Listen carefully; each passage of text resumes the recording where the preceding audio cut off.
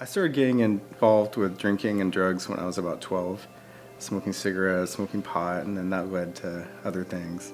She had no idea. She had no idea I had a drug problem. It was after we were married, and it was starting to cause problems in our marriage, and we were fighting a lot, and I was spending, too much of our money on it. And then one night I prayed to God, God, please help me to find a way out of this.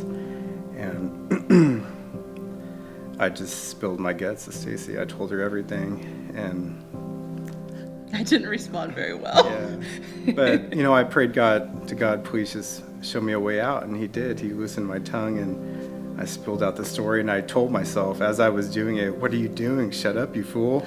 But it just kept coming out, and I told her everything, and that was the last time I ever did drugs. Well, we moved to the area, and we were looking for a church, so I started scouting different churches in the area, and our neighbors, Mike Goodwin and his wife, they left a little brochure on my door about VantagePoint Church, and so I decided to try it out. And I went a few Sundays, and then I convinced Stacy to go and try it as well, and that was it. We loved it. VantagePoint Church has totally transformed the way I even think about church. My mom was a church planter. I was involved in church plants, and I had been burned really bad with a lot of different situations that happened behind the scenes. And I had sworn that I wasn't going to go back to church.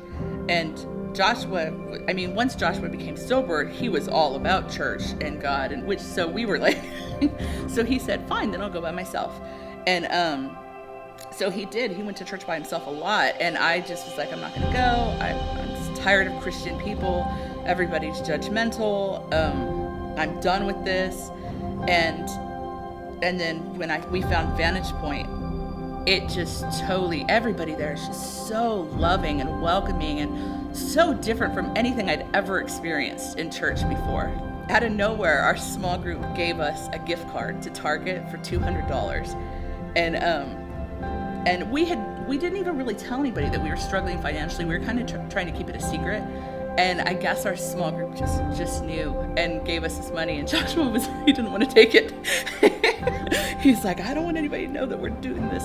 But that was really a turning point in our situation. He really challenged me, like, I really believe that this is what we need to be doing. And since we'd started tithing regularly, I hate to say that it's like a direct correlation, but our blessings have just... They've grown. Grown, like exponentially. Incredibly so. Yeah. I love tithing. It's something I've always wanted to do, but we were always too poor to do it. And now, as God's blessing us more and more financially, we're able to tithe more and more. And I can't wait till the point where we can get to 10%. We're not quite there yet, but every year we're able to do more and more and more, and it feels so good. I know that when people come to church and they hear messages on tithing, it's a real bummer for some people. They don't like hearing that. They feel like, oh, you want me to give you, my money. But it's once you start doing it, you wouldn't believe the blessings that come from it. And I thank God that Mark preaches on that sometimes, because it enables us to receive those blessings once we start doing it and trusting God. Church is not for perfect people, because if it were, I would not be there. I wouldn't be.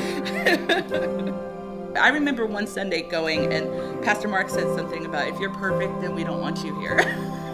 And I've remembered that, because I'm like, I am not perfect. And that meant a lot to me.